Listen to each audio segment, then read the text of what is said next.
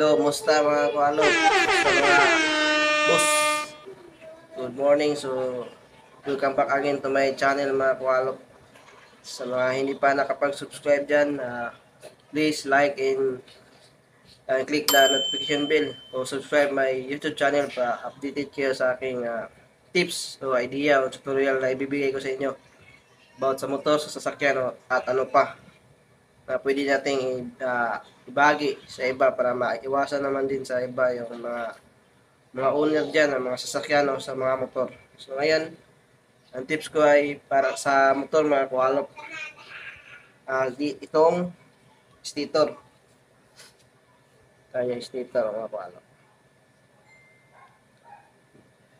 Stator yan. Stator ito ng Supremo.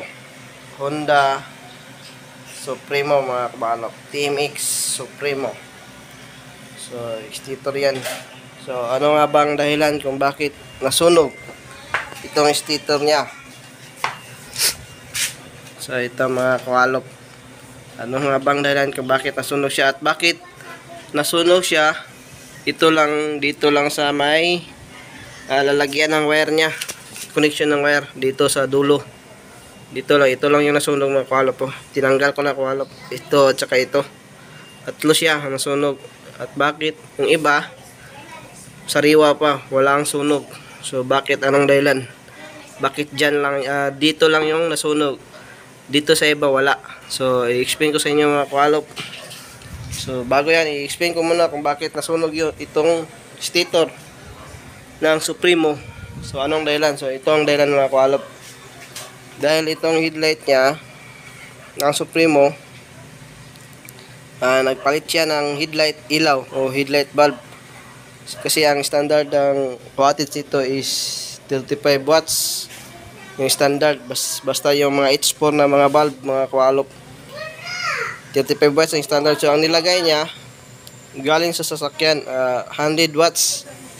So 100 watt, 90 over 100 watts. So 90 yung low, ang high 100 watts. So grabe ang lakas, di ba mga kualop? So ito ang dahilan kung bakit nasunog itong stator niya. Yan. Yan, nasunog yan.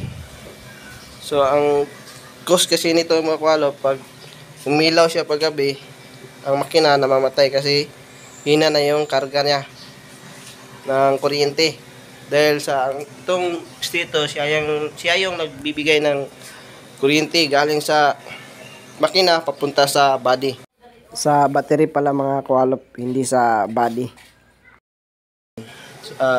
Tsaka yung regulator niya nandito sa gitna. Dati, sa nag-upgrade siya ng headlight bulb, ang bumigay, regulator. So pinalitan niya ng regulator. Ilang buwan, nasira ulit yung regulator. So akala niya regulator ulit yung sira. Pero yung stator na yung ang bumigay. Kaya yun ang dahilan mga kualop. Kaya para maiwasan nyo kualop, huwag kayong mag-upgrade ng bulb. Kung pwede, lead lang yung ilagay nyo, o lead bulb, kasi yan yung uso ngayon. Kung hindi, maglagay kayo ng MDL o auxiliary light, kasi tipid yung kuryente. So yan ang dahilan kualop kung bakit nasunog itong stator. Sana may natutunan kayo ngayon kualop. Binigay kong tips sa inyo para maiwasan din ng iba, yung mga owner dyan o yung mga mekaniko dyan. Sa mga hindi wala pang alam sa mga mekaniko kung bakit nasunog itong stator. So ito, i-rewind ko ito kualop kasi siyempre ang brand new nito kualop, sa hindi pa nakakaalam, nag-canvas na siya, yung may-ari is 6,000. Brand new ito, genuine yan. Kasi pinilagyan nyo ng China, hindi rin tatagal. Tapos malayo pa yung bahay niya. Sa gusto matuto kung bakit nasunog itong, dito lang banda yung nasunog. Ayan o. Dito lang o.